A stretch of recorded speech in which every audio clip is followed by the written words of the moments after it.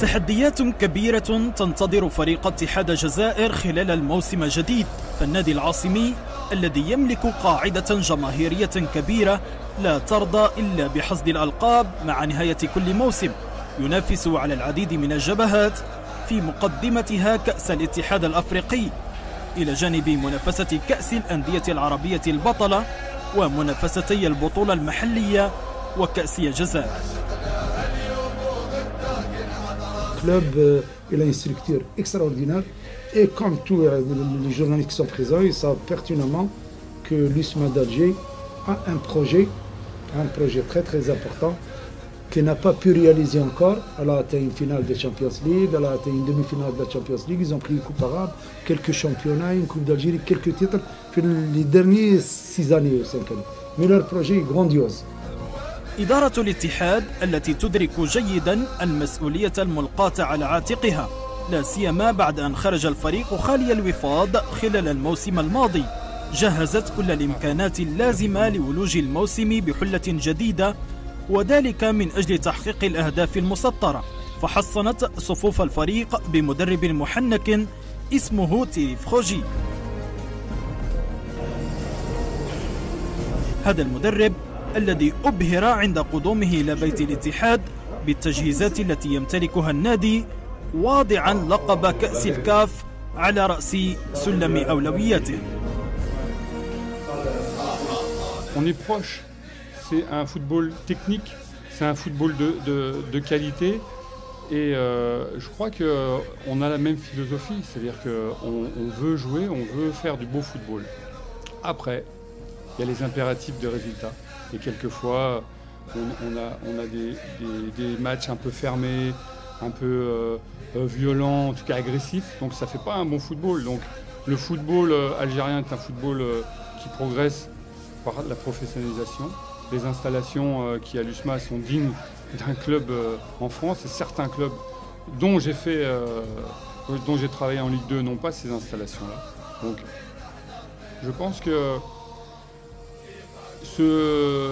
la réussite d'un club, c'est la force collective. Il faut unir les gens autour d'un projet de jeu. Il faut unir autour d'une idée qui est de représenter le club. Le club est l'institution, donc il faut être respectueux, être fier, mais surtout se dire qu'on doit, nous, prendre notre part de travail. C'est quoi? C'est faire des résultats, faire du beau jeu, et après les gens viendront. Je pense nous soutenir.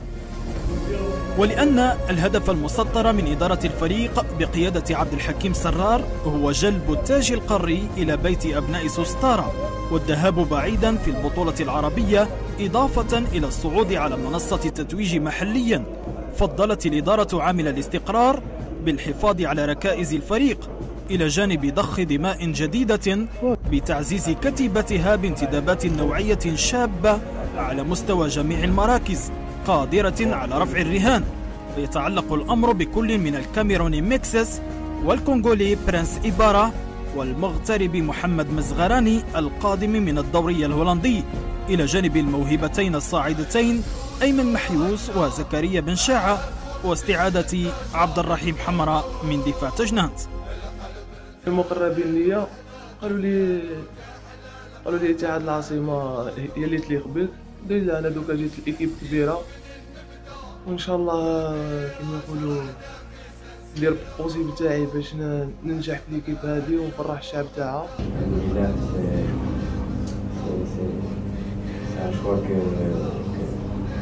J'ai longuement réfléchi. J'ai parlé avec Mourad, j'ai parlé avec mon père, j'ai parlé avec monsieur Massera. Et on a beaucoup regardé le club, l'image du club. Et là, l'USMA, c'est le plus grand club en Algérie. Donc le choix pour moi n'a pas été si difficile que ça.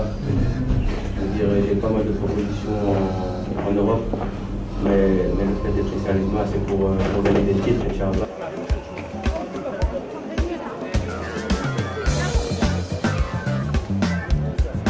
استعدادات مكثفة أجراها النادي العاصمي تحسبا للموسم الجديد، وذلك بإقامة معسكرين. الأول كان لمدة 10 أيام بجمرتة التونسية تخللته العديد من المباريات الودية أعقبه معسكر تان بنيروبي الكينية.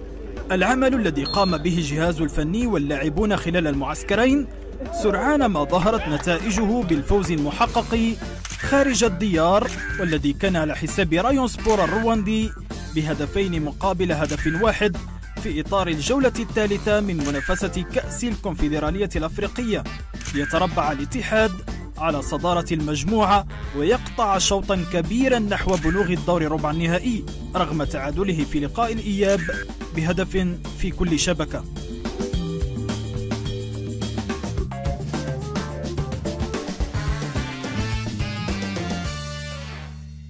La première mi-temps a été ratée dans l'esprit, en tout cas sur la première partie.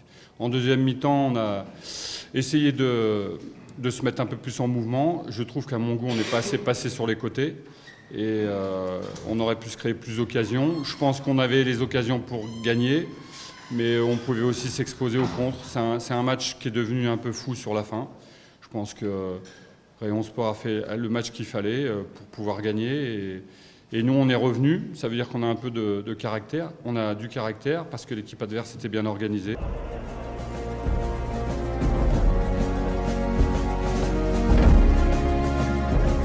التألق في منافسة كأس العرب للأندية الأبطال الهدف الثاني في أجندة الاتحاد هذا الموسم، والانطلاقة ستكون من العراق أمام نادي القوة الجوية. التاريخ يوثق لأبناء سوستارا علو كعبهم في المسابقة العربية بعد أن نالوا لقب كأس الاتحاد العربي لأول مرة في تاريخهم قبل 5 سنوات، وذلك بالفوز على العرب الكويتي. الاتحاد يطمح لتكرار هذا الإنجاز في النسخة الحالية من المسابقة. مبروك على اتحاد الجزائر المتوج بالكأس العربية. المباراة ما راحش تكون سهلة، لكن نقول باللي ثقة كبيرة في اللاعبين وإن شاء الله نديروا مباراة في المستوى. الكليما اونسي باللي الكليما في العراق باللي كاين سخانة كبيرة، لكن نقول باللي اللاعبين هاد النقاط هادو كاع راهم دايرينهم اون كونسيديراسيون. الفريق القوات الجوية معروف، الفريق هذا عنده فريق محترف بأتم معنى الكلمة. راك ندخلوا كومبيتيسيون كوب عرب، دونك لي جوار مواجدين 100% ان شاء الله. ان شاء الله نتمناو برك كيما نقول لك نديرو بون ريزولتا باش نزيدو نونشينيو الشامبيونا ولا كوب دالجيري. حنا اون 2013 كانت لا بريمير فوا اللي شاركت في الكأس العربية وفزت بها. ان شاء الله لا دوزيام فوا ان شاء الله نزيدو ندوها ان شاء الله، مي بالخدمه وبسيريو. On prépare le plus naturellement possible avec le staff. Ça fait maintenant un mois et demi.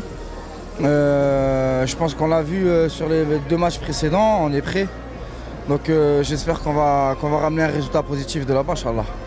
Et encore, les conditions n'étaient vraiment pas bonnes. On a été pris de vitesse, on avait pensé bien faire. عمل كبير تقوم به إدارة فريق أبناء سوستارا من أجل إعادة الهيبة للنادي على الصعيدين المحلي والقاري، ففضلا عن توفير جميع الإمكانات والتجهيزات للطاقم الفني واللاعبين من أجل التحضير الأمثل للمباريات. سياسة جديدة انتهجتها الإدارة الحالية تعكس الرؤية المستقبلية والعمل على المستوى البعيد بترشيد النفقات عبر الاستثمار في المواهب الشابة التي لا تكلف كثيرا خزينة النادي، إلى جانب إقامة معسكرات في القارة السمراء وانتداب لاعبين أفارقة من أجل تحقيق الهدف المنشود على المستوى القاري، فضلا عن الدعم المادي والمعنوي الذي تحظى به كتيبة الاتحاد من قبل الرجل الأول في النادي علي حداد.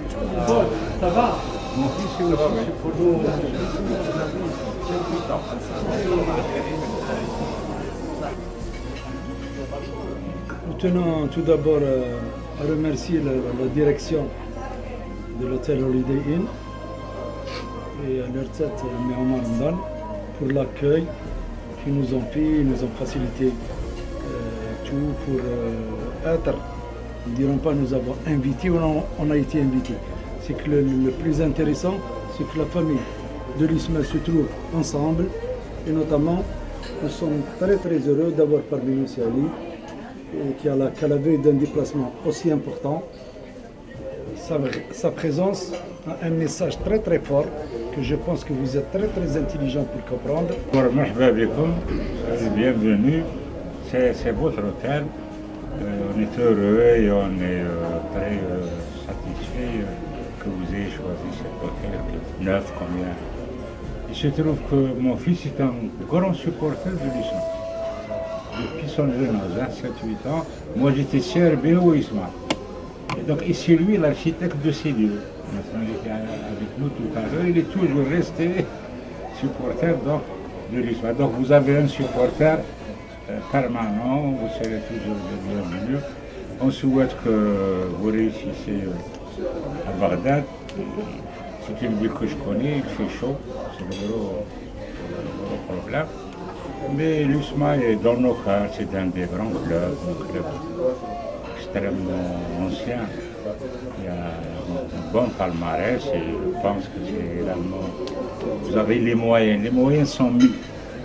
Dans ce club par Salé, sa famille, sa société, et avec le nouveau président, pour que vous puissiez briller dans tout ce qu'on vous souhaite.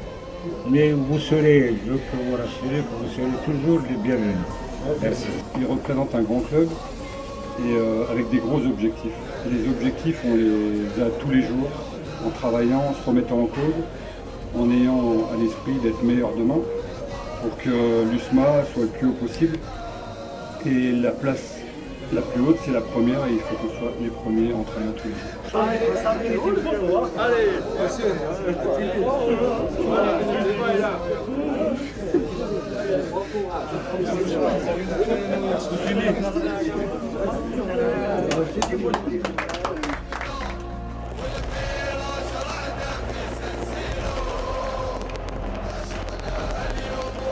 تطلعات وشغف كبير يحدو أنصار اتحاد الجزائر خلال الموسم الجاري برؤية فريقهم يعتلي منصات تتويج. الفريق العاصمي يعد بموسم استثنائي مخالف للموسم الماضي، رهان كبير ترفعه الإدارة والطاقم الفني واللاعبون هذا الموسم لإسعاد الأنصار بإهدائهم النجمة القارية الأولى في تاريخ النادي وتحقيق مسيرة ناجحة في البطولة العربية وكذا المحلية.